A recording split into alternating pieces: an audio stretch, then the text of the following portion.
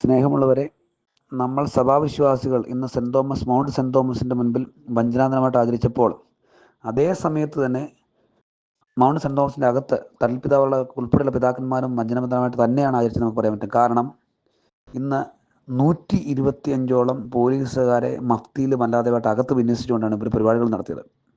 അപ്പം നമ്മൾ വിശ്വാസികൾ അവർ മനസ്സിലാക്കുന്നില്ല. അവർ വിചാരിച്ചുകൊണ്ടിരുന്നത് നമ്മൾ വിശ്വാസികൾ അകത്ത് കയറി പ്രശ്നങ്ങൾ ഉണ്ടാക്കും. ഇത്ര ബോധം ഇവർക്കുള്ളൂ. വിശ്വാസികളുടെ റിയൽ ഫീലിങ്സ് എന്തെന്ന് ഇവർക്കാർക്കും മനസ്സിലാകുന്നില്ല. 2 ദിവസമായിട്ട് കാവൽപ്പുരയിടം പോലീസ് സ്റ്റേഷനിൽ കയറി ഇറങ്ങി പോലീസിനെ അറേഞ്ച് ചെയ്തുകൊണ്ടിരിക്കുകയായിരുന്നു. ഒന്ന് ഓർത്ത് നോക്കിയേ.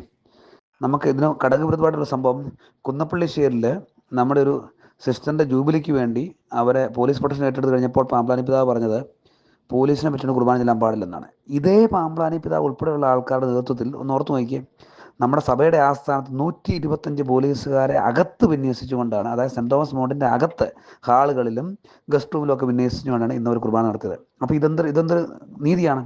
അപ്പം നമ്മളെല്ലാവരും മനസ്സിലാക്കേണ്ട ഒരു കാര്യം, സഭയുടെ ഏറ്റവും വലിയ അന്തകൻ എന്ന് പറയുന്നത് മേജർ ആർച്ച് ബിഷപ്പിന് അഡ്വൈസ് കൊടുത്തുകൊണ്ട് വർഷങ്ങളായിട്ട് പല പല പൊസിഷനിൽ മാറിയിരിക്കുന്ന കാവൽപ്പുരയിടം എന്ന് പറഞ്ഞ ഇത്തിൽക്കണ്ണി തന്നെയാണ്.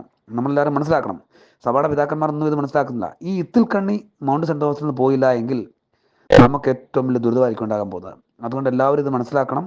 അപ്പം നമ്മൾ വഞ്ചനാദിനം എന്ന് പറയുന്ന സംഭവം നമ്മൾ മാത്രമല്ല, നമ്മുടെ സഭയുടെ ആസ്ഥാനത്ത് ഇന്ന് വഞ്ചനാദിനം തന്നെയാണ് അവർ സെലിബ്രേറ്റ് ചെയ്യുന്നുള്ള കാര്യം നമ്മളെല്ലാവരും ഓർത്തിരിക്കും. നന്ദി.